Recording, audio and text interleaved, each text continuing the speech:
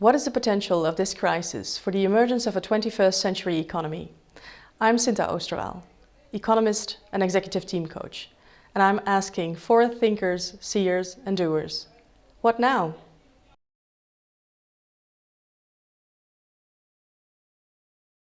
Thanks for being here today with me virtually. Yeah, thrilled to be here. Yeah, thanks for the invite. No worries. I'm glad to be speaking to you today. Simone, would you mind introducing yourself to the world briefly? Briefly, okay. No, well, I've been a diplomat for 25 years, including as an ambassador in North Macedonia, consul general in Miami. I also lived in Indonesia. Then I served for over 3 years as the CEO of Cordaid. That's one of the largest humanitarian development organizations in the Netherlands. After that, I went as for an interim directorship of the Netherlands Institute for Multi-Party Democracy, which promotes inclusive governance and democracy in the world. And then I started my own organization, which I called Leadership for SDGs, working on capacitated and empowered government leadership in this world. And of course, I've done all kinds of voluntary work, including working as member of the national board of one of the Dutch political parties, D66, which is a progressive Democrats. Thank you very much. You'd be a very good person to speak to about the potential of this crisis, I believe. I'm really curious as to what you have to say about the actualization of the SDGs, the realization of the SDGs, and also the leadership. So for you also, my question would be, what is the potential of this crisis? Well, I think, they always say never waste a good crisis, and that it's a total cliche. But I think we should take this seriously, nonetheless. And however dramatic this entire corona pandemic seems and is at this moment, and for many people in the world leads to dramatic loss of work, of freedom as well, freedom to move around, freedom to travel. And which feels very heavy, which will also have quite some psychosocial consequences and certainly also economic consequences. At the same time, you see all kinds of fantastic initiatives popping up. I mean, the generosity of people helping one another, the empathy towards one another. I do shopping for several people, have been doing that for weeks. And I'm just a little rice grain in this huge ocean of people helping one another as a point of normalcy, right? It's a normal thing to do. You do these things for one another. So you see that the best comes up in people. In some people, the worst. We see some world leaders, in my perspective, who show the worst of their behavior, but many, many normal citizens, just regular people, you see them flourishing. I see so many online activities, museums who organize online tours, musicians who make online music, concerts online. Well, online education, of course, is booming.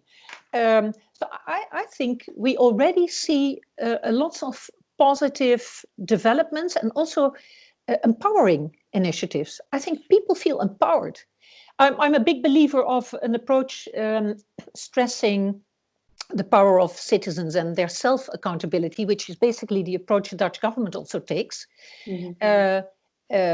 which enables people to take their own responsibility in answering to this crisis. And so the government doesn't press upon people what they have to do, but tells them that this is the best way to act at this moment. And people just uphold those instructions, guidelines, however you want to call them. You see people doing it because they understand, they have that sense of purpose, this shared sense of purpose to work in that manner at this moment. And you see it happening in the Netherlands. I'm free to go out of my house, to walk in the streets, to do sports outside, to do whatever I want to do. But we all do that with restrictions, so restricting ourselves to these 1.5 meter society issues and social distancing. And we don't need those lockdowns. And I believe in the power of people and their sense of responsibility. And yeah, I'm happy to see that it works. Yeah. Yeah. Would you say that this would be an example for global leadership? Well, to be honest, I think that some global leaders have an issue, this trusting their own citizens. And I think that fear is a very bad advisor. And unfortunately, I think that many leaders at national level, sometimes also subnational level, and sometimes also collectively as leaders, world leaders, are driven by fear. And we all know that if you are in the defensive, what happens? You attack. You see that it's a basic instinct of people. And I feel that over the past decades, we have seen conflicts on the rise. Well, we are looking at over 65 million IDPs, internally displaced people, and refugees at this moment in the world. People living under horrible circumstances in many environments, in fragile environments. That it has nothing to do with human dignity, and leaders are responsible. And unfortunately, we don't see that they always take that responsibility seriously. They have a delegated responsibility by being elected for their citizens. And I think that at the same time, they have themselves being elected, and at the same time, they fear their citizens. And that fear transcends into oppression in many cases, or lack of action, or when there are well-intentioned governments, of course, it is also maybe sometimes a lack of the possibility to act effectively. But in some cases also it leads to corruption and to filling their own pockets, thinking of themselves and their own tribes, whatever those tribes may be. Having petty interests prevail over the common good. And what I think, if I get back to your question, what this crisis shows is that we're all interconnected, we're all interdependent, and nobody can hide. And it also shows that the chain is as strong as the weakest link. If you look at health systems in the world and the way people live, you can see that in countries where you have deep inequalities of different kinds, that Corona lays bare that inequality counts in terms of the seriousness of the effects of this virus. Poor people are being excluded, people of color, people with different beliefs, people with different ways of living. They are being hit harder by the coronavirus than the rich and happy ones who can close themselves off and have much more possibilities to defend themselves against, in this case, the virus, to protect themselves. Defend is a military term, and I don't mean to do that, to use those terms. It's to protect themselves in terms of health. And they are, most of the time, they're healthier already. So their risks of getting really ill of the coronavirus are already lower. So, and also the consequences for many tens of millions of people now who are being hit by the lockdowns and the social distancing measures, is that these are dire. They lose their job and they live on a day-to-day paycheck. And I feel that this period will be able to make people see that very clearly. The UN has, even on the 9th of December last year, warned against the increasing inequalities in the world and the potentially dire consequences of those inequalities in terms of more conflictuous societies, increasing divide in wealth and poverty, decreasing opportunities for the poor. And so I think this is a threat, but at the same time now, it offers an opportunity to make change. Because rich people now see also, the wealthy and the political responsibles see that they cannot hide from this virus. You cannot close in this interconnected world. you cannot close your borders. You cannot pretend that that you cannot be touched. And so if you talk about the Sustainable Development Goals, the ambitious agenda of the United Nations, which has this beautiful motto, leaving no one behind, which I closed it in my heart. I think it's a fantastic motto, leaving no one behind. It's beautiful. And every leader should have that should look in the mirror every single day while waking up and reminding him or herself of this motto. I'm here to see to it that nobody is left behind. I think that motto is now more than ever relevant. And this year, it's 5 years ago that the Sustainable Development Goals were being adopted. And this year would also be the start of the decade of action. Secretary General Antonio Guterres, he announced the decade of action. And the member states said, yeah, this year we want accelerated action and transformative pathways on that road towards 2030, when we want to be in that situation that nobody is being left behind. And I think that the corona crisis makes abundantly clear how important the achievement of those Sustainable Development Goals are. Because what are they all about? Is this some like top-down agenda which is being pressed upon us, some strange alien agenda? No, it's about the things that we experience on a daily basis. It's about poverty, education, health, clean water, clean energy, flourishing communities, including everyone in development, gender equality, but also fighting broader inequalities in society. It's about peace, good governance, giving everybody a voice, democracy, freedoms. I mean, how beautiful can that be, right? And it's also about cooperation. And I think that this agenda, if we take that as a benchmark, this could be the agenda that can indeed be pushed much harder as of now, because of the fact that Corona makes clear how important building peaceful societies is, and building an enabling environment for inclusive and sustainable socio-economic development all over the world. It's not an easy task, but I think that this is a great opportunity for a real push behind that agenda, a new push. Well, I agree very much to the fact that the urgency of the realization of the SDGs becomes very, very clear. Absolutely. Also, and you're more of an expert in this, I'm wondering, what are the essentials of that transformative leadership that is necessary to make it work?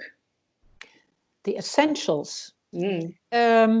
I think it always, any form of leadership starts with yourself. So as a person, if you are not true to yourself, you can never be true to any cause. And so if you have no integrity, you cannot have integrity in what you're doing. And so I think one of the key aspects is integrity, but also collaborative capacities, persistence, creativity, a mind for innovation, a drive for inclusion and the rights for everybody. I mean, there are lots. You need also to have like certain expertise and experience and skills to bring people together, to unite people for the common good, to bridge differences, to work, to be interactive with others, to listen, to be able to unlearn and relearn. And so if you're stuck in your own convictions, you can never be the leader of the 21st century that the world needs. And so I think there are some really important characteristics for successful 21st century leaders, and leaders we need.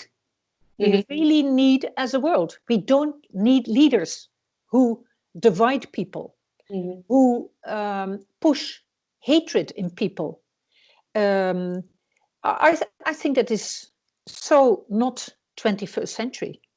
because we need horizontal, we need networking people, we need people who know to also to bind generations, to bring them together for the common cause and the common future. Because you can say, yeah, the futures of the youth, it will not be the future they want if you keep them out now. But the future is also mine. And I live now. I may be older than my kids, but we all live at this moment and we have to make the best of it and use the complementary knowledge, experience, and expertise we can bring in. And I think that is a feeling of great richness in my perspective if you work like that. And you get that excitement if you work together based on complementarity, and you see how others bring in new ideas and new skills, and make the cake bigger. You don't lose, you win, all of you together. I like that very much.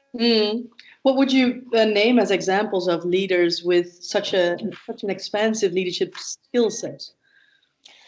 Well, I think somebody that by now everybody knows is somebody like the New Zealand Prime Minister, Jacinda Ardern. She is, but also I feel somebody like Angela Merkel. I really appreciate her as a mature leader who dares to stand up for issues, even if it's difficult. And you see that also with the New Zealand Prime Minister. I think that type of leader, empathic, generous, people-centered, people-oriented, and still able to take difficult decisions, but after having brought in all the different perspectives, to weigh those perspectives, and then to take a decision that can be supported by a majority, always taking into account the minority, because that's what democracy is all about, of course. Not a majoritarian system, but a system that also always takes into account the minority interests. I think that they are really good examples of leadership with vision and ideas and a wonderful positive behavior. And there are more of those leaders, but you know, I think there might be even more. I mean, there should be more. Of those leaders, worldwide especially. If you look at well, José Mojica might be a male version of what you just mentioned. But it's very it's quite clear that it's quite female skill sets that you're mentioning now. So maybe it is the women that. Well, it's more like. I would call it rather feminine, like masculine feminine, not because there are also males who can have those positive, of course, who possess those positive qualities. So I don't want to set men and women apart, but it's more like the qualities that you need, which are being considered sometimes more of being female, because women always had those roles in society, like caring. There was a beautiful thing, I think, in Canada. It was not about, they wanted to stop scaremongering and they wanted to start caremongering. I thought it was that was quite a good change of wording, right? Yeah. Because we need more caring by leaders.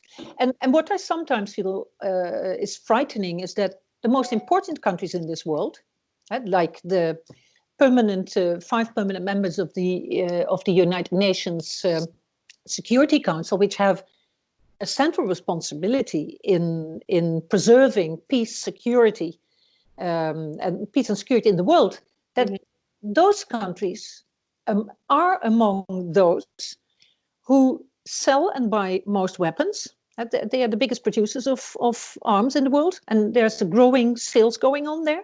That they are involved in all the conflicts in the world, pushing them, mingling into them, always there, and that they show less than the constructive behavior that we need to build this world of the future. And it's high time, and I really hope, like now in the US, where people see that the inequalities in access to quality healthcare you can prevent them. That there is, I think, already now a growing insight in people that, hey, we can have a system where everybody has access to quality healthcare. We can have a system in which students don't drown in student loans. We can have a more equitable society. Because I fear that if that is not being tackled, that issue there, that in the end, it will not go into the right direction. It also goes for other countries, right? But I think that because of Corona, people now can see things that maybe before they didn't.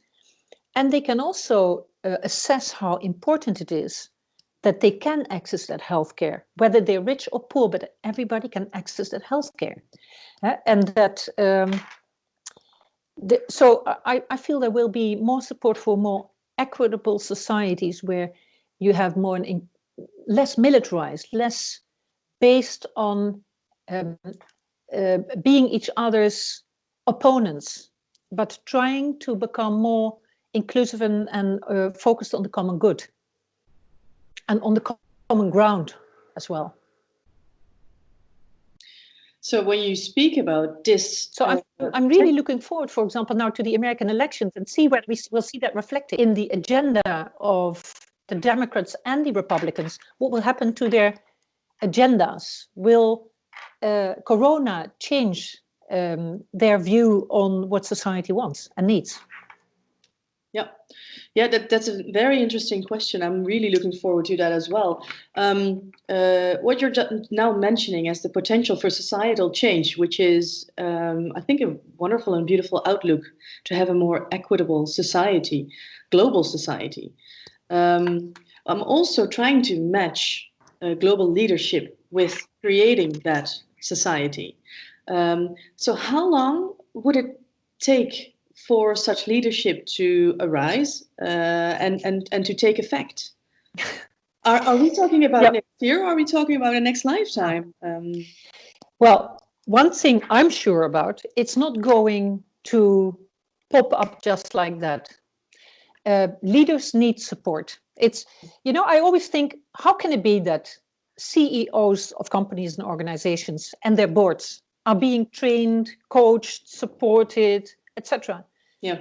And government leaders and ministers are out there more or less on their own, left to themselves to solve issues that are huge and super complex. Mm-hmm. Because this is a complex era. And who helps them? There is no support system that helps governments and ministers in terms of personal leadership development, and helping them to find the way to constructively solve the issues they face and help them achieve their own aspirations, because they all have, say, in where we were talking about before, the Sustainable Development Goals is everybody's agenda. But it's very difficult to achieve. And some of those people live in societies where they have very little public service support. They maybe tribal societies where people think that their leaders should only take care of interests. They face all kinds of internal and external challenges. And who helps them to achieve their own agenda as a minister, their own portfolio, and as a team to achieve their goals together, to weigh those, to come to the proper policy weighing, but also to empower their own people, to interact with the population in the right way, to become really constructive and 21st century leaders. It's difficult. And many leaders in the world are a little bit older and come from times that the world was different. So they have been raised and brought up in a leadership culture that might be different from the one we need now to become successful. And so I think that's one element, and that is that leadership. And why wouldn't we help them? We all need help in our lives, right? In any profession. So that's why I established Leadership for SDGs, because that is the goal of that organization. And at the same time, of course, they can never be an isolated little little top of the pyramid. And they are the top of the pyramid in a country or in a city. In large cities, of course, same system. So, but if there's no leadership from them, nothing will happen. But then, when they show leadership, they need support troops. That is basically your public service as a minister, right? Yep. Or certain other organizations of stakeholders with which you work. But your direct support troops is your administration. And so they need support as well. And I think we should have started with supporting all of them 20 years ago in an integral, systematic way that should lead to systemic change, because it will take a generation. We can speed up developments by using technical tools, by online educational tools, etc. But people need time to integrate change and transformation and to start working in a different way, to start being empowered also to take responsibility. In many, I lived in Indonesia.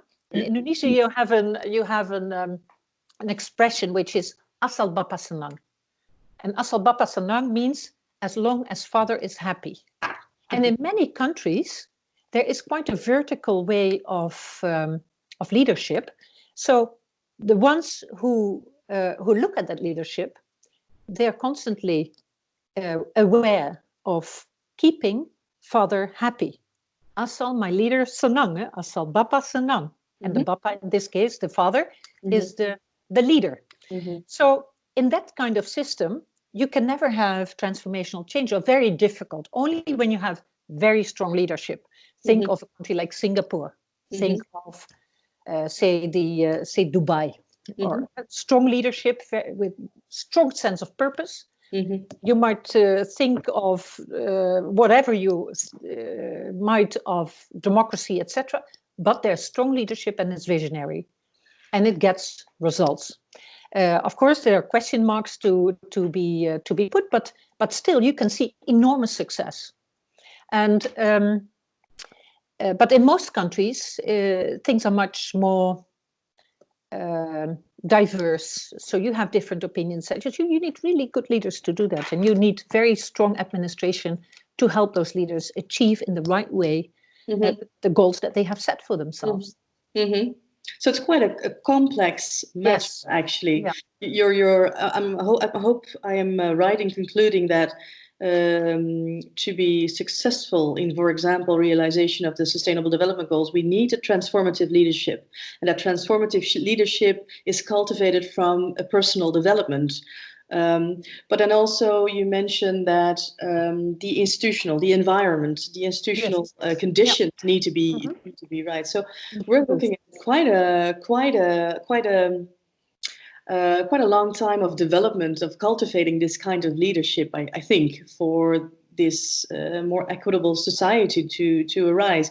Now, also, you've mentioned in the beginning of our conversation that you've seen with people, individuals in society, that are we still on board? Can you still hear me?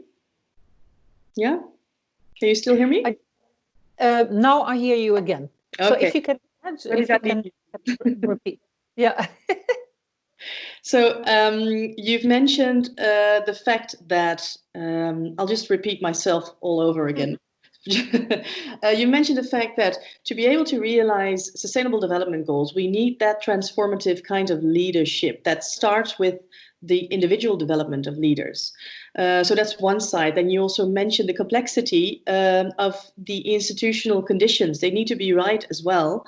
So we're looking at quite a long time of cultivating such a leadership culture that is needed to develop that equitable society that we're speaking about. But then again, in the beginning of our conversation, you mentioned that you've seen, I'm calling it leadership, with people in society, individuals, who take up responsibilities and in quite a natural way, actually, show some of the leadership skills that you've just mentioned, being collaborative, absolutely, taking care of each other, being fully aware of the interconnectedness. So it stems me quite hopeful to see that we might not need global leaders to take the lead, but maybe that individuals in society can take the lead in that. What's your idea about that? Well, certainly it's not either or. It should be and. Yeah. Of course, I'm very much in favor of assertive citizenship, and that's very important. We cannot be passive citizens and think that everybody else is going to solve our problems. Yeah. That's basically quite a childish attitude. And we need to be mature as well. And we need to be sure that we hold our politicians accountable. Because that's important. That's what democracy is all about. You can stand on the side and start complaining about how everybody else does a horrible job. But we have all co-responsibility for the success of our own society, right? But on the other hand, you need governments who create an enabling environment for their citizens to flourish, who create the regulatory environment for companies to flourish, who create freedom of media for media to come up with all kinds of angles and inform citizens. You need the freedom for citizens to voice their concerns.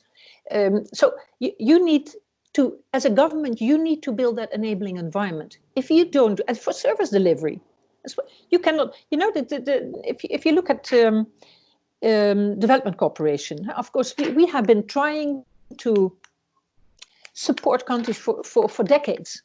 And in many cases, and that's why I started also, it's one of the reasons why I started Leadership for SDGs, because I see that still there is piecemeal investments. Hospital here, hospital there, little system left, little system right, little bit of education there. We need system change. We need to get out of development cooperation. We need countries to be able to stand on their own feet. And that can only be the case if they change the system, if the system is going to be adapted in a way that people can take their responsibility within that system to do what they have to do, to build up good education in schools, to build high quality healthcare, have good doctors' education, but also to enable doctors and nurses and whoever to work in a proper system of healthcare in their own countries. And of course, we always will need others to help us doing things. That's not the issue, but it's basically quite sick that we keep on helping, supporting in a piecemeal way whole countries who don't really proceed. So basically, sometimes I say to my friends, it's like a little bit of a new imperialist kind of way of working. So you have the recipient and you have the donor. And we can say that is cooperation based of equality, but it isn't. And so we need new forms of maturity of countries, and we need to help those countries to really become mature. It's also a little bit that old adagium of, are we helping the fisherman by helping him to fish to catch fish, or we help him to give him the tools to catch the fish, him or herself, for the rest of their lives, right? So I think that is really, really important to get that done. And yes, we have to start investing today, maybe yesterday, but okay, let's do it then as of today to get things done. And why would we expect all those leaders in countries that face like really, really big challenges to do that all on their own? As if this is a God-given skill and expertise and experience that you have as a leader. You can be elected as a leader for perfect reasons, perfectly legitimate reasons, but not be the best of minister, right? And why wouldn't we help those people to become, the optimal minister? I've been in, I really also came to this when I was in Central African Republic and as a Cordaid director, and I spoke to ministers, and one of them was the Minister of Communication. I met her in her ministry, which was basically one room, totally run down. She had 5 staff, young people committed with drive, brought their own laptops. She didn't have anything, brought their own laptop. Electricity had just been restored. They brought also their own tables. She didn't have an antenna to reach anybody in the country beyond the capital. And she came from France, where she was a public prosecutor in one of the districts in Paris, to serve her country.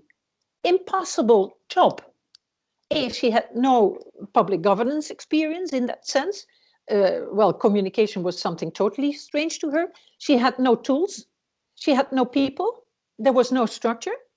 So how can we expect, for God's sake, that somebody like that can become successful? Same thing there with the Minister of Education, whom I spoke to. He resided in a ministry that basically looked like it was just bombed. It had no walls except for the third floor on which his ministry was based. You know, that's very difficult. And then the international community says Central African Republic should do this, should do that, should do so. How? Same thing South Sudan. The president and the deputy president, they came from the bush. They had been fighting for decades. They were military people. How can we expect them to become people of the pen, just like that? People of policy making, diplomatic, and within soon, you know, it exploded. So, and to the cost of millions of people. So why do we let this happen all the time? And that's coming back to Corona. I think it is I hope it will become a blessing in disguise, in that sense that in the end that we will take that opportunity. We will reflect, that the world will reflect on, whoa, we are interconnected, we are totally interdependent. We see it also in medicine production, in the mouthpieces. We're all dependent on one another. We cannot escape that anymore. We cannot bring the world back to a time that has passed. Some populist politicians pretend that we can do that, but of course we all know we can't. So we live in the world of today, we go to the world of tomorrow, and we have to make that world a better world. And that is not a world in which we stand with our back to others, but in which we face one another, open up, and try to find solutions for problems that are constructive and that benefit us all. And yeah, I really, really hope that the generosity and the empathy, the innovations that we now see happening, also the realization of that interconnectedness and our vulnerabilities, that those will lead to a larger push for change, for that transformation that is needed to get those SDGs done, leaving no one behind. Yeah, beautiful speech, Simone. I don't know. It wasn't my intention to go speeching, but yeah. No, well, it's very valuable, your insights. Of course, the insights that have you that made you set up leadership for SDGs. It's very interesting to hear what you have to say about that. So the conditions that need to be right for leadership to be right, and that we need to work and focus on that.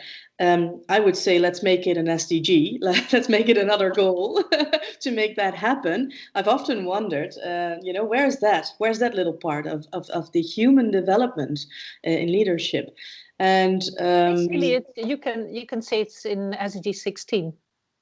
There's the governance aspect, the peaceful societies, etc. There's and basically it's also in SDG 10 about the fighting inequalities, SDG 5, gender equality. Basically, I think the SDGs are a human rights-based, people-centered, people-driven agenda, which I find the beauty of it as well. And that makes them super valuable and a fantastic agenda to have as humankind. The thing is, now we have to make it happen.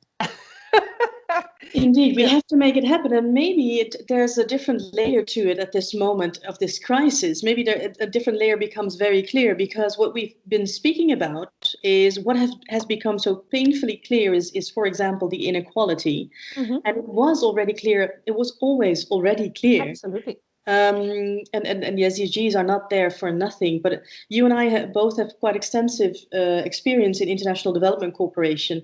Um, at some point, I was wondering who decides what development is.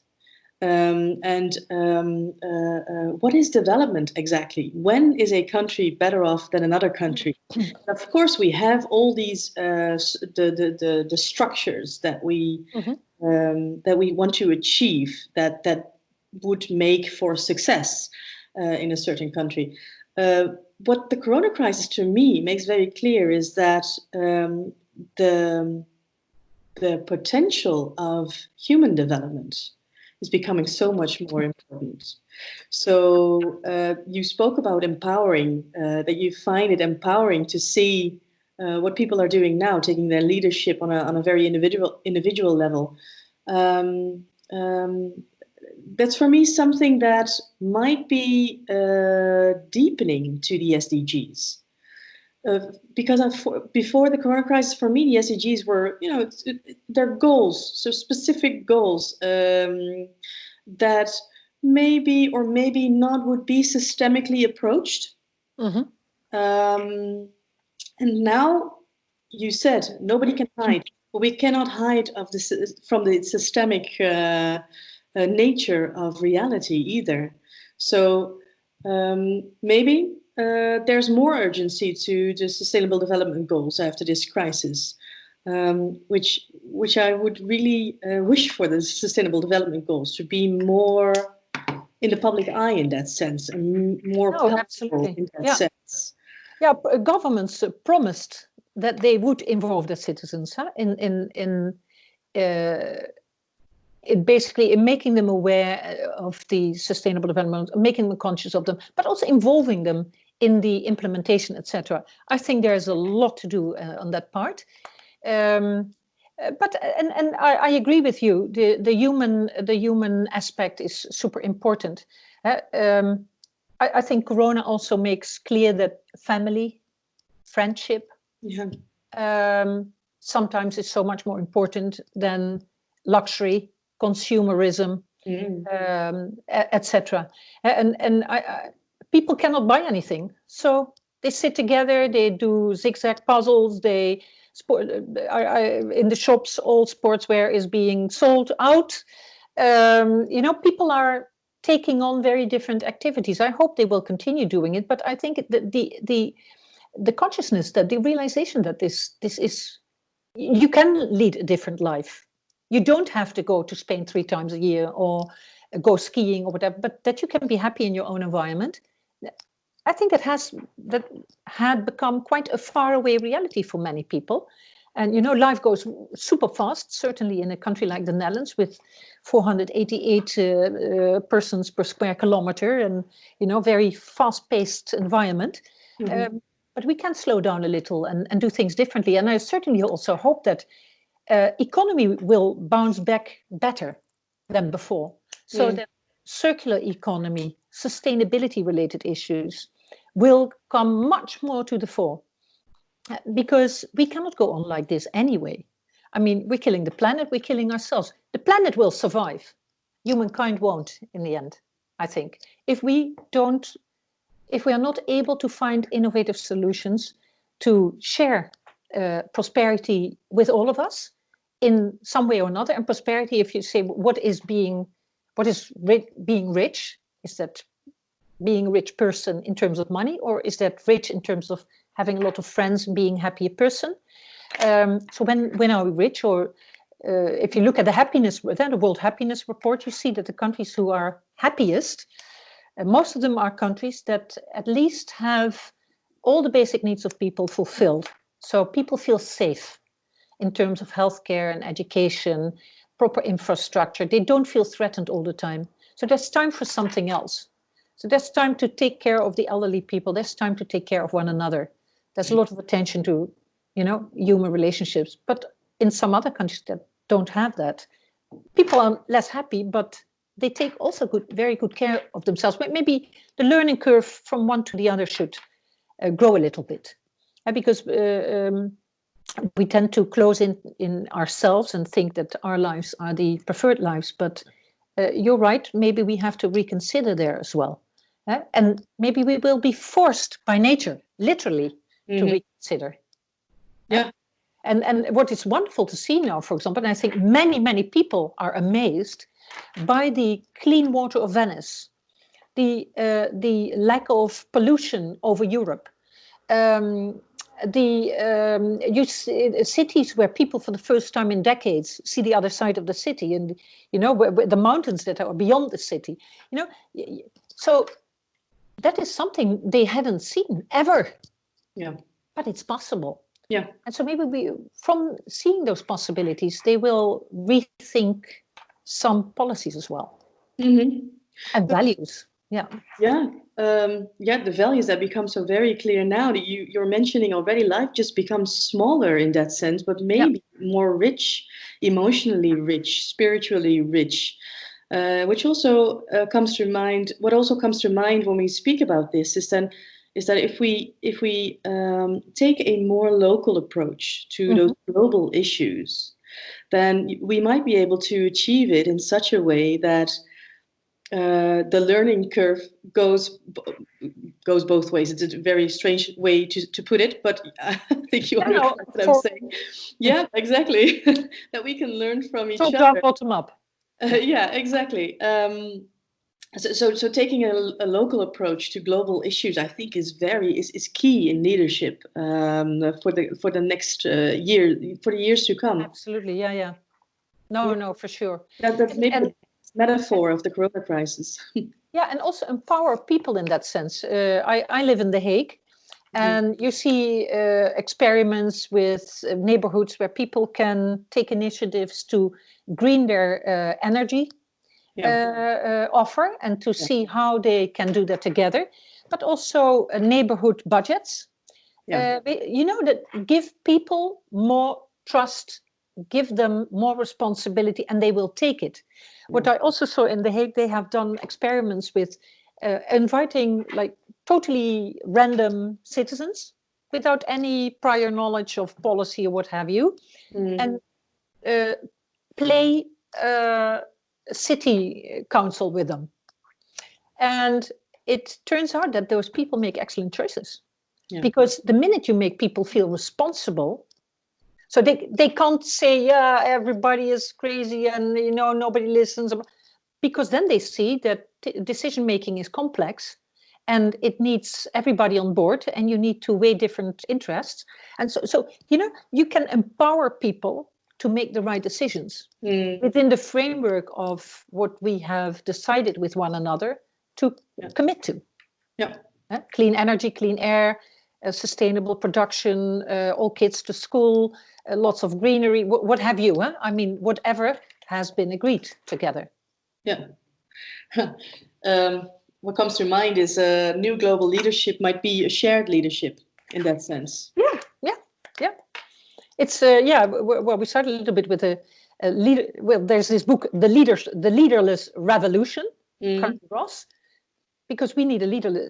You don't need formal leaders to have leadership. Why? I think many people have better leadership skills than some of our former leaders, maybe. And also that other book that I mentioned is The Wisdom of Crowds. That many people know more than some.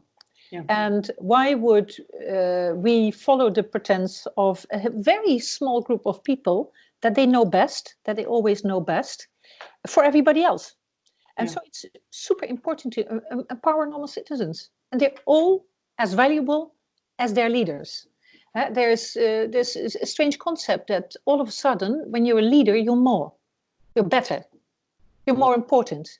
But that's of course not true. Of course, you have different responsibilities, but only if you work as a team. And that also goes in companies or wherever you work. You are the strongest. So the bigger you make your people, the stronger you become.